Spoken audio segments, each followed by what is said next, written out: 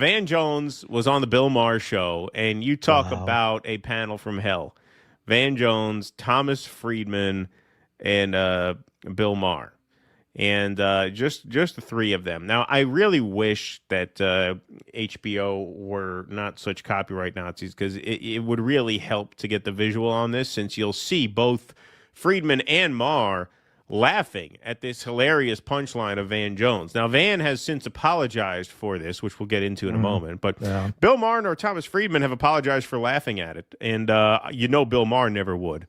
I don't know if Thomas Friedman would either. But here is the punchline in question regarding the misinformation, the foreign disinformation campaign that's sending images of dead Palestinian children to all of our phones. Part of that because we had to fold everything into critical race theory, and somehow the Middle East became part of, I see it differently. I love. You could just tell the conversation they were having by Bill's question there. Just another effort to fold this into the woke versus anti-woke thing, right? All right, here we go. I see it differently. I love this conversation because I think people, those of us who went to college, give a lot more credit to college courses for how the world works than I do. This is not about critical race theory on college campuses. This is about Iran. Iran and Qatar have come up with a disinformation campaign that they are running through TikTok and Instagram that is massive. If you are a young person, you open up your phone and all you see is dead Gaza baby, dead Gaza baby, dead Gaza baby, right. Diddy, dead Gaza baby, dead Gaza baby. Wow. That's basically What comedy. So These One are the more jokes, time. people. These are the jokes. Iran and Qatar have come up with a disinformation campaign that they are running through TikTok and Instagram that is massive. If you are a young person, you open up your phone and all you see is dead Gaza baby, dead Gaza baby, dead Gaza baby, right. Diddy, dead Gaza baby, dead Gaza baby. That's basically the whole feed. So that's not DEI. That is a geopolitical adversary that is deliberately trying to divide the West against itself. That view is not Really, that's what that is. That's what all those images of Palestinians blown apart, mothers and fathers crying with their dead children in their hands, people burned to death in makeshift field hospitals. That's what all that was. It was all a disinformation campaign by Iran and Qatar. Really, that's all that was. Wow. Wow, what a statement. And then the joke to top things off. Caitlin Johnston says, this is one of the ugliest, nastiest pieces of Western media propaganda about the Gaza Holocaust that I've ever seen, and we're 2 whole years in. Yes, I agree. This was everywhere last night. This was even more prevalent on the timeline than the pictures of the dead Gaza babies that Van Jones thinks is so fake. So Congratulations, Van. You stole the headlines from the dead Gaza babies you think are so funny. Max Blumenthal says, I saw Van Jones sporting a keffiyeh at a memorial for Giuliano Mercamis in New York City in 2011. 14 years later, he's raking in millions from Israel and its U.S. cutouts and joking about dead Palestinian babies with Bill Maher. Van Jones is the single biggest sellout I've met in media. Yeah, this was a common thing. People were citing how he knows better and he took the money. So another example, Van Jones was CEO of Reform Alliance, a nonprofit Jay-Z founded to transform the criminal justice system. He received $100 million from Jeff Bezos to change laws and policies at the state and federal level. Again, the implication that he's a sellout. Now, I knew this about Van Jones from way back. Van Jones was forced out of the Obama administration for questioning 9/11 as early as 2004. He knows what's up. He chooses to run cover for Israel for God knows what reason. Maybe Nika knows, since that could be one explanation. Another explanation is maybe he just likes the steady gig at CNN. He's been there for a long time. It pays well. They don't run him out of town, whatever. But he chooses to run cover for Israel for God knows what reason. But whatever it isn't his honest opinion. He's as vile a sellout as you'll ever find. So, yeah, if you look, just Google it, just look it up. Pretty common knowledge if you seek it out. In 2009, Van Jones resigned from his position as special advisor for green jobs in the Obama administration after a controversy over his past statements, including his name appearing on a 2004 petition related to 9/11. The petition In 2004, Jones's name appeared on a petition by the 9/11 Truth Movement that called for an investigation into whether high-level government officials may have deliberately allowed the September 11th attacks to occur. So don't tell me this guy is not red-pilled. This guy's been red-pilled for over 20 years. This is a guy who took bags of money to toe the line, up to and including palling around with the likes of Rabbi Shmuley.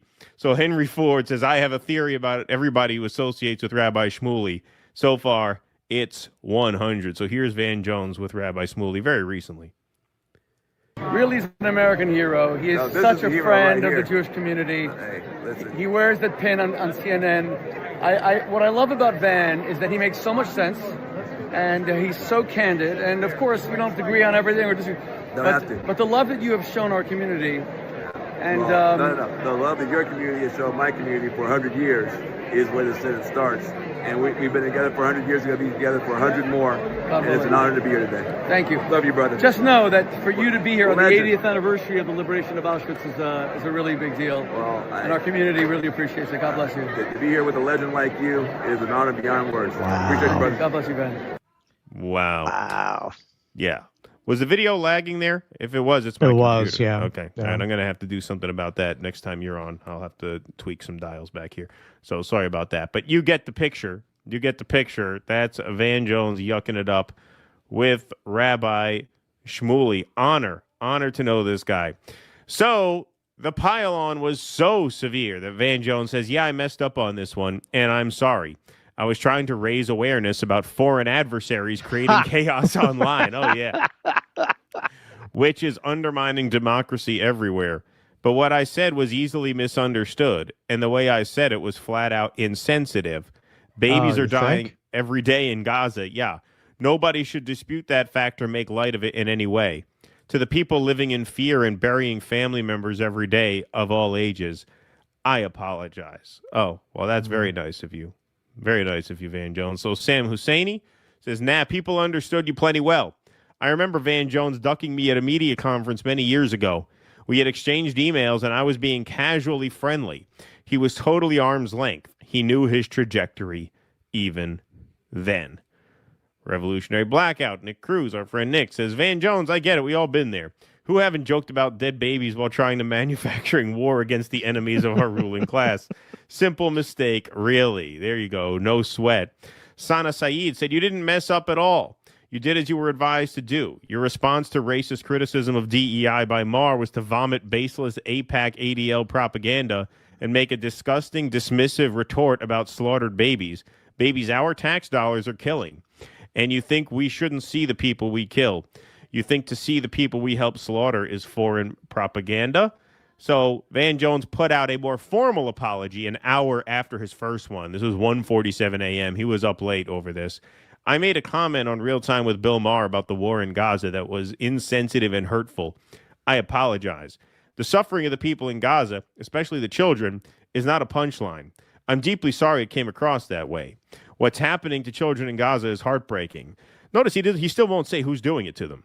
As a father, I can't begin to imagine the pain their parents are enduring, unable to protect their kids from unimaginable harm. I'm praying and working for an immediate end to this war.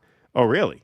Really? Praying and working for an immediate end to this war. That's what this looked like here. Really, he's an American hero. It looked like you're deep in prayer with Rabbi Shmuley, trying to figure out an immediate end to this war. And for peace and safety for every family caught in its path. I'm truly sorry for the pain my words caused to people who are already suffering more than anyone should. Still paying off the boat, people. Still paying off the boat. Exactly. 14 more months, and I'll be able to tell the truth again.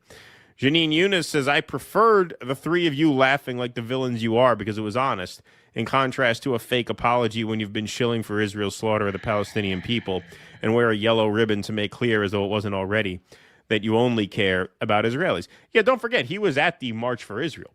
He went to the March for Israel. Oh, yeah.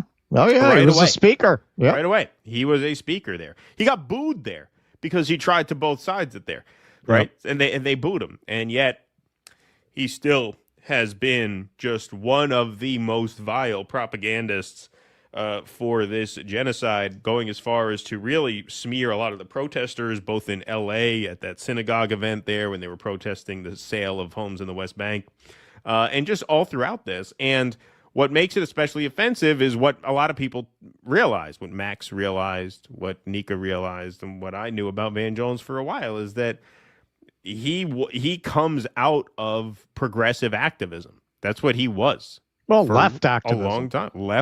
Yeah, exactly. Like, he was, as far as we could tell, a real deal guy who clearly just took the money and has not looked back since or given it a second thought since.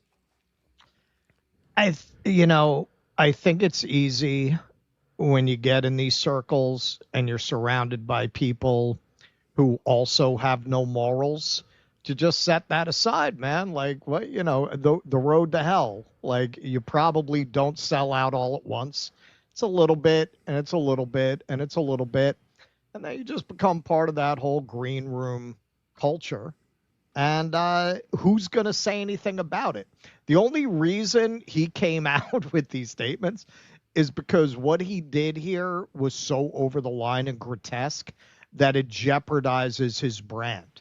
Right. Van Jones is paid to sell his skin in order to give cover to imperialists and our elites. That's his job on CNN, to sell black credibility to their agenda and to cry. He can cry on cue, right? They don't have an AI sophisticated enough yet to do what he does, so you still need an actual person. How do you live with yourself when you, as you pointed out, he definitely knows better. Like, is the money that sweet? Is it that important? We were talking about this morning. For me or you or any normal person, I'm sure there's a lot of zeros in Van Jones's bank account, like 7 or 8 or 9. Normal person would fucking be like, why do I need to humiliate myself? Right. These are sick people. And one thing, man, not to digress too much, but seeing Thomas Friedman there, who, Taibbi in his pre-moral lobotomy days kind of used as his comic foil, did some of his best stuff attacking Thomas Friedman. And, that's another example of somebody, we don't know what it is. I'm sure if this had happened even 5 years ago, there would have been a great Taibbi piece about that. Now we're going to get another thing about how they wronged Tulsi or some shit. Like, a lot of people, for a lot of different reasons, we don't know what it is. Is it always money? Is it compromise? Is it fear of professional injury? Is it promise to get revenge on your enemies? We don't know, man, but it is kind of amazing to see how so many people, even people you would think better of, like I'm sure people who knew Van Jones back in the day when he's wearing a keffiyeh and getting kicked out of the Obama administration for questioning 9/11, were shocked that he turned out this way, but he's not the only one, man. There's a lot of people like that. I don't think it's a one-size-fits-all thing. I think different people have different reasons. Whatever your reasons are, it is shocking when you see people do this kind of about-face who clearly know better. You have people who are just morons, like we saw that. Of course, yeah. We saw that interview with James Lee and what's her name, Jillian Michaels. Oh yeah, Jillian Michaels. Where he brought up the funding of Hamas, and she was like, I don't know anything about that. Right. And she's clearly just a fucking moron. Right. Like, there's no excuse for ignorance, but it's more forgivable than whatever the hell Van Jones is. Yeah, I mean, there's just no way you go from calling 9/11 an inside job in 2004 to speaking at the Israel March in 2023. I'm sorry, there's just no way that is an organic transformation. Not a chance in hell. It's not a chance in hell. But you just wonder, why would you compromise yourself like this? And the answer to that is the answer to why our ruling class is so fucking repulsive. Because anyone who would pass the test Anyone who would pay the price of admission is a disgusting creep of a human being with no conscience and no soul. That's why only the worst people wind up at that level. Right. Exactly. Please clap.